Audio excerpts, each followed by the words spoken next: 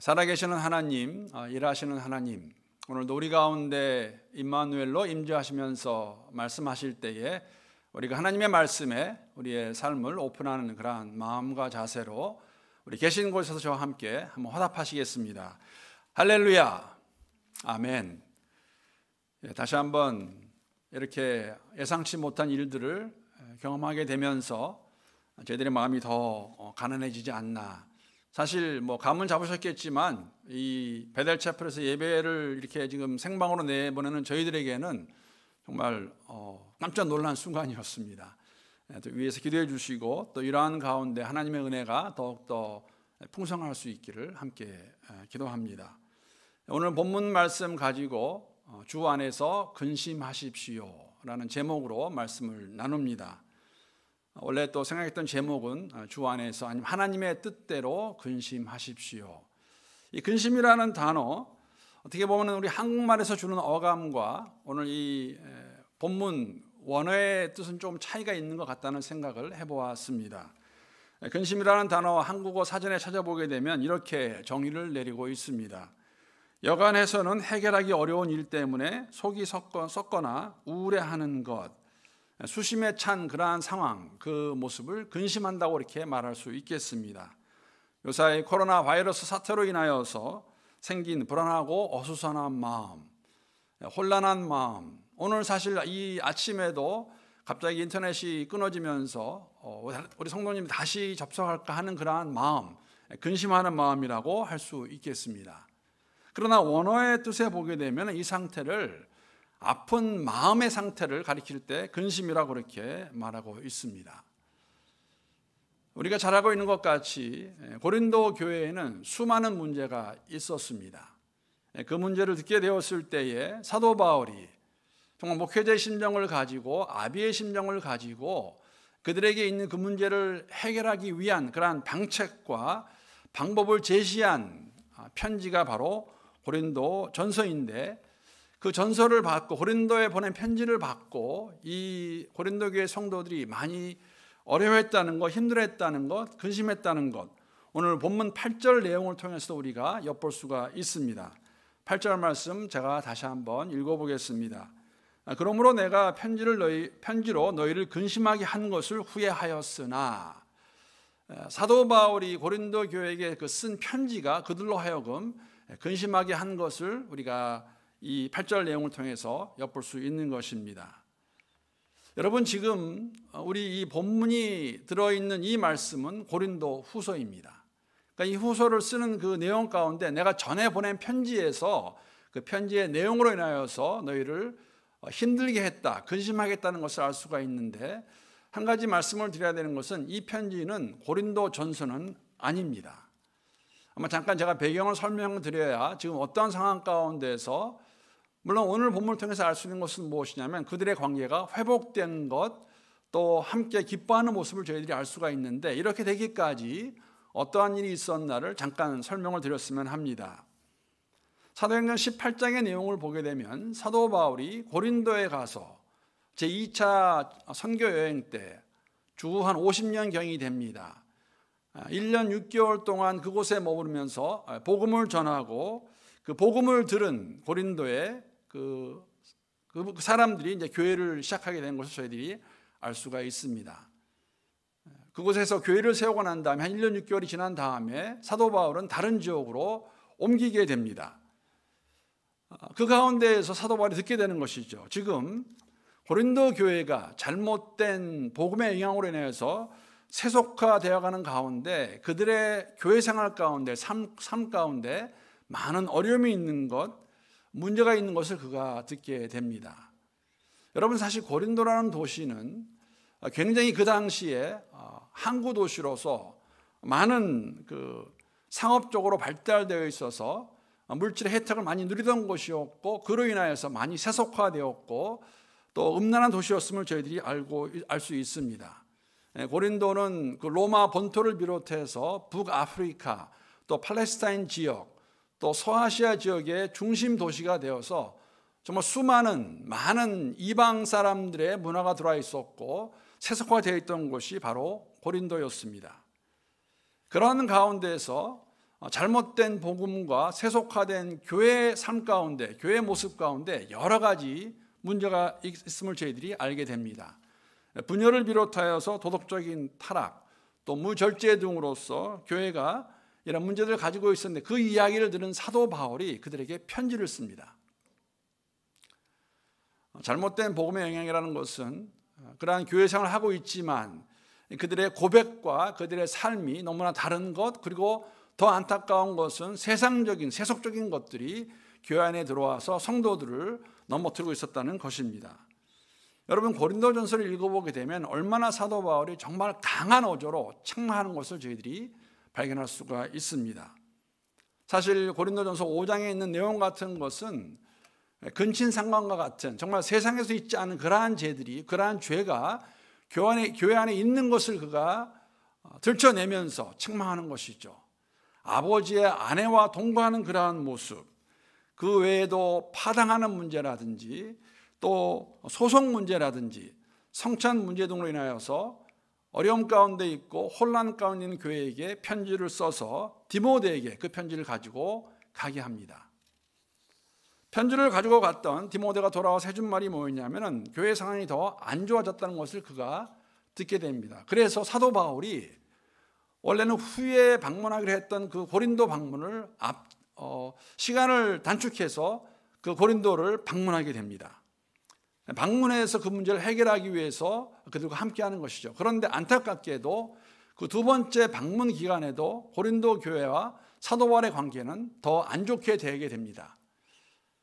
더 이상 지체할 수 없는 그런 상황 가운데서 사도 바울이 그곳을 떠나서 에베소로 돌아갔는데, 에베소 돌아온 이후에도 고린도를 생각할 때마다 마음이 참 아프고 힘들고 어려운 가운데서 사도 바울이 또 다른 편지를 쓰게 되는데, 그 편지가 어떤 편지냐면 고린도후서 2장 4절에 보게 되면 이렇게 사도 바울이 그 편지를 설명하고 있는 것을 우리가 알 수가 있습니다. 2장 4절 말씀 제가 한번 읽어보겠습니다. 내가 마음에 큰 눌림과 걱정이 있어 많은 눈물로 너에게 썼노니 이는 너희로 근심하려 하게 한 것이 아니요 오직 내가 너희를 향하여 넘치는 사랑이 있음을 너희로 알게 하려 함이라. 여러분, 이 눈물로 쓴 편지는 고린도전서가 아닙니다.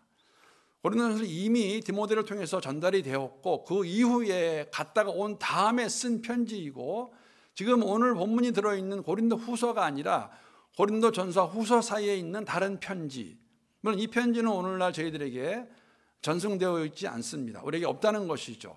이 편지를 우리가 눈물의 편지라고 부르는데 이 편지가 고린도 교인들에게 근심을 주었음을 알게 됩니다. 여러분, 이 눈물로 쓴 편지, 왜 편지를 썼을까요? 사도 바울이 가서 복음을 전하였고 사도 바울이 전한 복음을 듣고 교회가 세워졌는데, 지금 들어보니 그들이 잘못된 길로 가고 있고 교회 안에 수많은 어려움이 있는 것을 그가 들으면서 가만히 있을 수 없었죠. 방문까지 했지만 문제를 해결할 수가 없었습니다. 다시 돌아왔지만 그의 마음 가운데는 항상 그들을 생각하는 안타까운 마음이 있었고, 정말 목회자로서 아비의 심정으로서 그들에게 이 문제를 잘 해결할 수 있도록 다시 편지를 쓴 것이 조금 전에 읽은 고린도후서 2장 4절에 나오는 눈물로 쓴 편지입니다. 여러분, 저는 이 부분에서 다시 한번 사도 바울의 목회자의 심정을 조금은 이해할 수 있었습니다. 목회자로서, 특히 우리 멜번 한인교회 담임 목사로서 이 직분을 맡겨주셨는데, 이 일을 맡겨주셨는데, 목회를 하면 할수록 특히 지금과 같은 코로나 사태로 인하여서 정말 변해버린 새로운 일상을 맞이하는 가운데 목회를 한다는 것이 참 쉽지 않음을, 할 수 있는 것이 많이 없음을 새삼 깨닫게 됩니다. 무엇을 할 수 있을까? 기도하며 바라는 것은 이러한 가운데서 성도들이 정말 믿음 안에서 바로 잘 견고하게 세워지는 것이 아닐까 생각합니다. 주님이 은혜를 더해 주셔서 이러한 가운데 우리가 함께 할 수 없는 그런 안타까움이 있지만 이것이 우리의 믿음을 더욱더 주로부터 멀리하게 하는 것이 아니라 되돌아보는 가운데 말씀 안에 세워지고 새롭게 되는 그러한 시간이 될 수 있도록 기도할 수밖에 없다는 것이죠. 도움을 준 데도 한계가 있습니다. 아마 사도 바울과 고린도 교회 상황 가운데서도, 관계 가운데서도 그런 것을 볼 수 있다고 생각합니다. 이러한 상황 가운데 있던 그 가운데에서 오늘 본문 말씀을 보게 되면 바로 특히 본문 시작하는 바로 전에 7절 말씀, 고린도후서 8장 7절 말씀 보게 되면은 사도 바울이 디도로부터 들은 이야기를 가지고 기뻐하는 것을 저희들이 알 수가 있습니다. 7절 말씀 보게 되면 그가 온 것뿐 아니요 오직 그가 너희에게 받은 그 위로로 위로하고 너희의 사모함과 애통함과 나를 위하여 열심히 있는 것을 우리에게 보고함으로 나를 더 기쁘게 하였느니라. 눈물의 편지를 가지고 고린도에 갔던 디도가 돌아와서 그들 가운데 변화가 있었음을 사도 바울과 일행들에게 말해줍니다. 그 말을 듣고 기뻐하는 그 모습 우리가 알 수 있는 것이죠. 이제는 사도 바울의 마음을 그들이 이해하고 하나님께서 원하시는 그러한 방향으로 돌아섰음을 우리에게 말씀해 주고 있습니다. 결과적으로는 사도 바울이 그것을 방문하고 쓴 편지가 그들을 근심하게 했는데, 힘들게 했는데, 그 결과로 인하여서 성령께서 그것을 사용하셔서 그들에게 변화가 있었음을 저희들에게 말씀해 주고 있고, 그러한 가운데에서 우리가 오늘 눈여겨보기 원하는 것은 무엇이냐면, 오늘 10절 말씀 보게 되면 근심에 두 가지 다른 종류가 있음을 저희들에게 말씀해 주고 있습니다. 10절 말씀 보게 되면 하나님의 뜻대로 하는 근심은 후회할 것이 없는 구원에 이르게 하는 회개를 이루는 것이요 세상 근심은 사망을 이루는 것이라. 말씀드린 것 같은 대로 말씀드린 것과 같이 이 근심이라는 것, 세번역을 보게 되면 원래 뜻을 그대로 잘 담아서 마음이 아픈 것으로 그렇게 번역하고 있습니다. 마음이 아픈 것이죠. 즉 하나님의 뜻에 따라 마음 아파하는 것이 있는가 하면 세상 일로 인해서 마음 아파하는 것이 고린도교회 성도들 가운데 있었음을 저희들에게 보여주고 있습니다. 근심하는 이유가 다른 것이죠. 하나님의 뜻 안에서 주 안에서 마음 아파하는 것이 있는가 하면 세상 일로 인하여서 근심하는 것이 있다는 것, 결과도 완전히 다릅니다. 하나님의 뜻대로 근심하는 것은, 마음 아파하는 것은 회개케 이르게 하고 우리에게 생명을 주신 것이라면 세상 일로 근심하는 것은 사망이라고 저희들에게 말씀해 주고 있습니다. 하나님의 뜻대로 하는 근심이 무엇일까요? 어떠한 것이 하나님의 뜻에 맞게 마음 아파하는 것일까요? 여러분, 고린도 교회에 그들의 고백의 모습과 그들의 고백과 삶의 모습이 완전히 달랐습니다.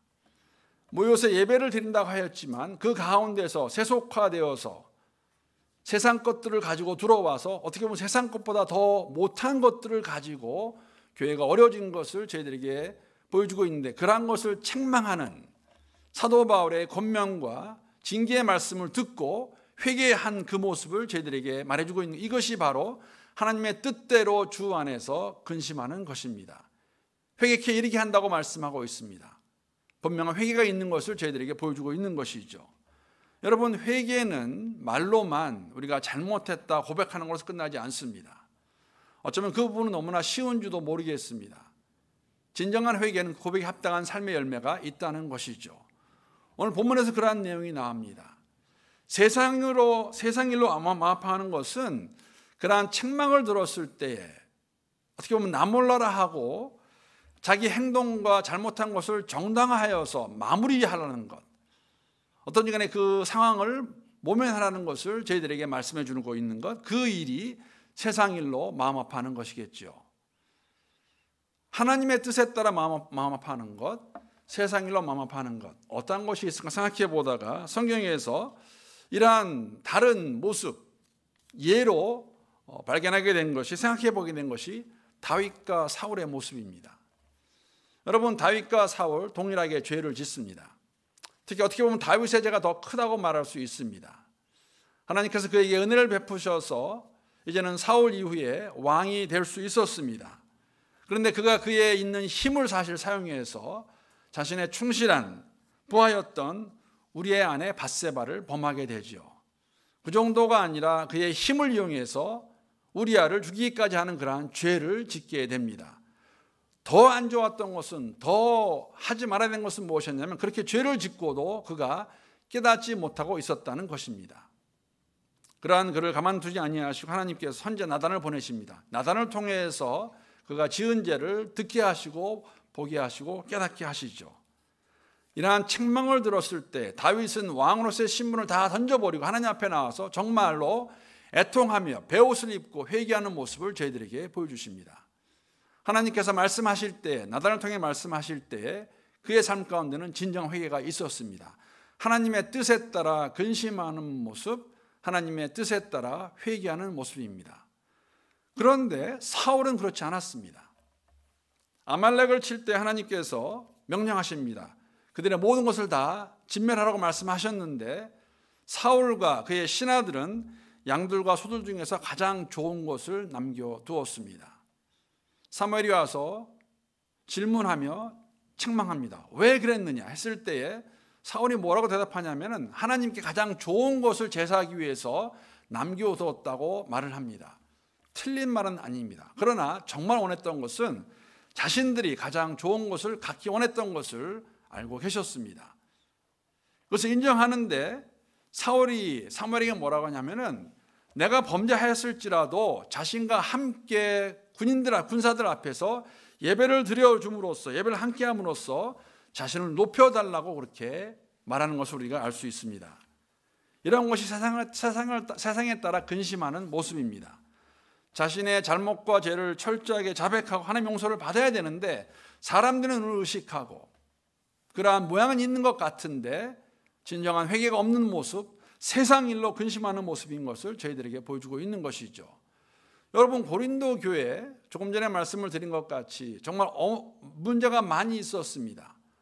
5장에 있는 그러한 아버지의 아내와 동침하는 계모이죠.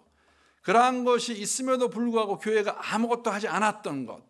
왜 그랬을까? 아마도 그러한 죄를 지었던 사람이 힘이 있던 사람이 아니었을까? 교회에서 어떤 위치가 있었고 세상에 힘이 있던 사람이 아니었을까? 그래서 아무것도 할 수 없는 그러한 상태, 죄를 알고 있으면서도 그냥 놔두는 그러한 모습을 책망하는 그러한 모습을 통해서 처음에는 오해가 있었고 관계가 부서지고 망가졌지만 성령께서 그들의 마음 가운데 하나님 뜻 안에서 회개케 하여서 이들에게 변화가 있는 것을 저희들에게 보여주고 있고 디도를 통해서 오늘 본문의 말씀과 같이 그들이 회개하고 돌아왔음을 그가 듣고 기뻐하는 것을 보여주고 있는데 다시 한번 저희들이 생각해 봐야 될 것은 그런 회개에 합당한 열매가 있는 모습을 어떻게 알 수 있을까? 오늘 11절 말씀 보게 되면 합당한 모습의 그 열매를 저희들이 이렇게 설명해 주고 있습니다. 보라, 하나님의 뜻대로 하게 된 이 근심이 너희로 얼마나 간절하게 하며 얼마나 변증하게 하며 얼마나 분하게 하며 얼마나 두렵게 하며 얼마나 사모하게 하며 얼마나 열심 있게 하며 얼마나 벌하게 하였는가. 너희가 그 일에 대하여 일체 너희 자신의 깨끗함을 나타내었느니라. 고린도후서는 여러분 고린도전서와 고린도후서 2장 4절에 나오는 눈물의 편지 후에 그들에게 보낸 편지입니다. 눈물의 편지를 받고 난 다음에 사도 바울이 디도를 통해서 그들 가운데 어떠한 일이 있었나를 듣게 된 것이죠. 그러니까 11절 말씀 보게 되면 그들이 회개함으로써 나타난 7가지의 모습을 설명하고 있는 것이라고 말할 수 있겠습니다. 얼마나 간절하게 하며 고린도 교회 성도들이 이전에는 바울의 권면과 호소를 무성의하게 대했지만 이제는 진지하게 받아들이고 있음을 보여주는 그러한 내용입니다. 교회 공동체 안에 생긴 간절함입니다. 사도 바울이 그들을 포기하지 않는 것 같이 성도들 역시 그들의 공동체에 대해 간절함이 생겼음을 저희들에게 보여주고 있는 것입니다. 얼마나 변증하게 하며, 이 말은 고린도 교회의 성도들이 바울에 대한 적대자들의 공격에 대해서 사도 바울의 사도권을 공격하고 그의 복음을 깎아내리는 그러한 그들의 공격으로부터 고린도 교회 성도들이 변화하고 있는 것을 말해주고 있는 것입니다. 얼마나 분하게 하며 이제는 더 이상 교회를 어지럽게 하고 힘들게 하고 죄를 지는 것들에 대해서 가만히 있지 아니하고 의로운 분을 내는 모습을 보여주고 있습니다. 얼마나 두렵게 하며 공의 하나님께서 그러한 죄 가운데 있는 그들을 놔두지 아니하실 것을 아는 가운데 하나님의 심판에 대한 사도 바울의 징계에 대한 그 책망에 대해서 두려운 마음을 가지고 있음을 저희들에게 또한 보여주고 있습니다. 얼마나 사모하게 하며 무엇을 사모하는 것일까? 이들 가운데에서 서로 가운데 이제는 처음에 와서 복음을 전한 사도 바울에 대한 애틋한 마음, 서로를 향한 그러한 디도를 통해서 이게 확인이 된 것이죠. 서로를 향한 그러한 사랑하는 마음을 저희들에게 보여주고 있습니다. 얼마나 열심히 있게 하며 이제는 죄를 배척하고 그 서신서를 통해서 편지를 통해 들은 그 내용을 가지고 그들이 바롭게 새롭게 써서 열심을 내는 모습을 보여주고 있습니다. 마지막으로 얼마나 벌하게 하며 분하게 하는 모습과 비슷하지 않나 생각합니다. 죄에 대해서 단호하게 그들이 처리하고 그러한 모습들 가운데서 벗어나서 서로의 관계 가운데서 힘을 실어주고 하나님이 원하시는 삶의 모습으로 나가는 그러한 모습, 공의를 세워가는 모습을 저희들에게 보여주고 있습니다. 그들에게 분명한 변화가 있었습니다. 어려움이 있었습니다. 근심하게 한 것이 맞습니다. 그들을 힘들게 한 것이 맞습니다. 그러나 그러한 과정을 통해서 성령께서 그 교회 가운데, 고린도 교회 가운데 변화가 있었음을 사도 바울은 디도를 통해서 듣게 되고 그 기쁜 마음으로 쓴 편지, 다시 한번 권면하며 사랑의 마음을 표현한 그 편지의 내용이 고린도 후서의 내용이고, 그러한 내용을 우리가 오늘 본문을 통해서 볼 수 있는 것입니다. 사랑하는 성도 여러분, 우리의 삶 가운데에서도 이러한 모습이 있을 수 있기를 함께 기도합니다. 우리 공동체의 모습 속에서도 성령께서 찔림을 주실 때에 바로 듣고 철저하게 회개하며 나아갈 수 있는 그러한 모습이 우리 가운데 있을 수 있기를 함께 기도합니다. 사랑하는 성도 여러분, 회개의 삶은 반복되어야 되는, 우리의 죄수로 인하여서 주님이 기뻐하지 아니하시는 삶의 모습이 있을 때마다 우리에게 찔림을 주시면은 그 찔림에 즉각적인 반응을 보이고 회개해야 되는 모습, 우리에게 있어야 되는 공동체에 꼭 필요한 삶의 여정의 모습임을 다시 한번 저희들이 보고 깨닫게 됩니다. 여러분, 세상이 혼란하다는 것, 힘들다는 것 저희들이 알고 있는데, 이러한 과정 가운데 다시 한번 저에게 주시는 하나님의 음성이 무엇일까? 저는 오늘 말씀의 제목과 같이 주 안에서 하나님의 뜻대로 근심하는 것이 맞다는 생각을 해보았습니다. 여러분, 사실 각 세대는, 제가 이런 말씀을 참 드리기를 좋아하는 것 같은데, 각 세대는 우리에게 주신 그 상황 가운데서 종말론적 신앙을 가지고 살아가는 것이 맞습니다. 필요하다고 다시 한번 말씀을 드립니다. 작년과 올해 이 세상에 일어나는 일들을 보게 되면 여러 가지 것들을 저희들에게 말씀하고 있다는 생각을 가지게 됩니다. 여러분, 2019년도에 기억하시는 분이 계실런지 모르겠지만 아마존에서 산불이 있었습니다. 얼마나 큰 산불이었냐면 전 세계가 브라질을 향해서 도움을 주고 싶은 그러한 마음을 표현할 정도로 엄청난 산불이 있었습니다. 사실 멀리 갈 것 없죠. 우리가 살고 있는 호주에서도 약 6개월 동안 산불이 잡히지 아니하였습니다. 여러분, 그 결과가 무엇인지 아십니까? 호주 전체 산림의 14%를 전수해 버렸습니다. 전무후무한 그러한 산불이었다는 것이죠.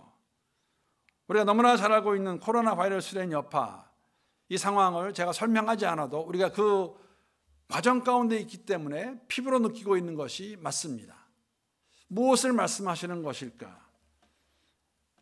미국에서 시작된 인종차별로 인한 데모로 인하여서 우리가 많은 것을 보고 느끼게 하게 하는 그러한 시간이 아닌가 생각합니다. 저는 무엇보다도 이 데모를 보면서 다시 한번 인간의 죄성을 새롭게 보게 됩니다. 흑인들의 목숨이 중요합니다. 하나님이 모든 사람을 당신의 형상으로 창조하셨기 때문에 목숨이 중요합니다. 그런데 이런 것들조차도 우리의 죄성으로 인해서 변질되어 가는 것을 보게 됩니다. 정치화하고 자신들의 이익을 위해서 악용한 것을 이러한 걸 통해서 보게 되는 것이죠. 우리가 얼마나 죄성으로 인해서 이러한 것들조차도 우리 스스로를 위해 악용하는 것을 보게 된다는 것입니다. 여러분, 올해 일어났던 한국의 장마, 지금까지 가장 일어났던 모든 장마보다 가장 긴 시간 동안 일어난 장마라는 이야기를 듣습니다. 51일 동안 장마가 있었습니다. 여러분 들으셨을 겁니다. 기후변화로 인해서 한국 연안에서는 지금까지 잡히지 않던 그런 어종도 잡힌다는 이야기를 듣게 됩니다. 이러한 상황 가운데서도 어김없이 캘리포니아에서는 또 산불이 났습니다. 여러분 뉴스를 들어보시게 되면 얼마나 큰 산불이었냐면 호주 정부에다 도움을 요청했죠. 그래서 제가 알기로는 약 40명 정도가 도움을 주겠다고 지금 미국으로 날아갔습니다. 날이 갈수록 자연재해 강도가 심해지는 것 우리가 알게 됩니다. 코로나 바이러스, 여러분 이제는 그러한 말이 나옵니다. 코로나 바이러스 이후의 삶이 아니라 코로나 바이러스와 함께 생활하는 것이 무엇인가 우리가 배워야 되는 것이다. 이 가운데서 어떻게 대처하는 것이 맞는 것인가 세상도 얘기하고 있는데 우리 믿음을 가진 사람들은 믿음의 눈으로 이것을 보는 가운데 어떻게 해야 되는 것인가. 저는 오늘 설교의 제목과 같이 오늘 본문에 있는 사도 바울이 쓴 편지를 받고 근심했던 그러한 고린도 교회 성도들의 마음과 같이 예수 안에서 하나님의 뜻에 합당하게 근심하고 걱정하는 것, 마음 아파하는 것이 맞다고 생각합니다. 여러분 가장 좋은 예 중에 하나가 무엇입니까? 오늘도 우리가 그것을 조금 맛보았습니다. 지난 6개월 동안 잘 예배를 드렸는데 여러분 오늘 또 인터넷 상황으로 인해서 어려움이 있었습니다. 여러분 코로나 바이러스로 인해서 가장 우리에게 큰 영향을 준 것이 있다면 공예배에 대한 새로운 생각입니다. 여러분 공예배가 무엇입니까? 어떻게 예배를 드리는 것이 영과 진리로 드리는 예배입니까? 꼭 교회당에 모여서 예배를 드려야 되는 것일까? 좋지요. 저도 원합니다. 제가 지난주 수요일도 말씀을 드렸지만 이렇게 말씀을 전할 때에 오늘도 동일한 상황이지만 제 앞에 함께하는 성도가 있고 없고간에 따라서 말씀을 전하는 제 마음이 다른 것이 사실입니다. 쉽지 않습니다. 그럼에도 불구하고 이 사태로 인하여서 우리에게 주어진 이 상황 가운데서 하나님께 예배드리는 것이 무엇일까? 여러분 제가 가지고 있는 어려움이 하나가 무엇인지 아십니까? 사실은 여러분이 예배 상황을 제가 확인할 수가 없습니다. 우리 교회 성도들 가운데 몇 명의 예배를 함께 하시는 거고 어떻게 예배를 드리는 것인가, 예배를 드리지 않는 분들 어떻게 생각하고 있는 것인가 알 길이 없습니다. 여러분 공예배가 무엇이고 믿음이 무엇일까? 우리가 정말 예배자로 살아가고 있는 것일까? 이러한 상황 가운데서도 주님이 원하시는 그 삶을 우리가 살아내고 있는 것일까? 사람들이 모르지요. 보지 않지요.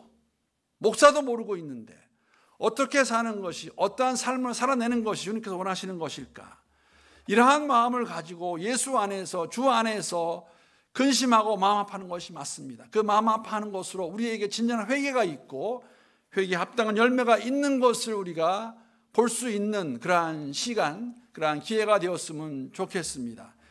이러한 이야기를 들은 사도 바울, 오늘 본문 말씀 보게 되면 이렇게 그들에게, 고린도 교회 성도들에게 나눕니다. 16절 말씀입니다. 내가 범사에 너희를 신뢰하게 된 것을 기뻐하노라. 디도를 통해서 그들 가운데 변화가 있다는 것을 듣게 됩니다. 그들이 바울에 대한 태도와 마음이 변했습니다.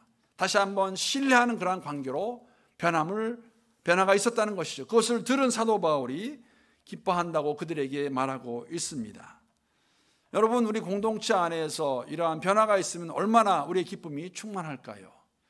이러한 기쁨의 시작, 공동체의 변화는 각 개인이 있는 곳에서 이러한 상황 가운데서도 주 안에서 바로 서서 주님이 원하시는 그러한 삶의 모습으로 나아가는 것, 잘못된 부분들에 대해서, 죄진 것에 대해서 우리가 철저하게 회개하고 나아가는 모습을 저희들에게 보여주고 있습니다. 변화된 개인은 변화된 공동체를 만들어갈 것이고 변화된 교회는 세상을 변화시킬 수 있을 것입니다. 여러분 코로나 바이러스는 위기의 시기이지만 다시 한번 저희들에게 기회의 시간이라고 저는 믿습니다. 우리 각 개인이, 각 성도가 이 가운데, 이 어려운 가운데서 믿음 안에, 말씀 안에 바로 서서 우리가 새롭게 결단하고 나가는 가운데 이러한 삶의 모습을 통해서 얼마나 세상이 저희들을 욕하고 있습니까? 힘들어하게 하고 있습니다. 우리를 불신하고 있고 어려운 가운데로 몰아가고 있지만 그 가운데서 우리가 믿음의 모습으로 바로 서 나아가는 그러한 삶의 모습, 하나님과 우리의 관계가 회복이 되고 지체들 간의 관계가 회복되는 가운데 주님이 원하시는 그러한 공동체로서 세상에 변화를 줄 수 있는 그러한 하나님의 뜻대로 아파하는 가운데 회개에 합당한 열매를 맺어가는 우리 멜번 한인교회 모든 성도들이 될 수 있기를 우리 주님의 이름으로 축복합니다.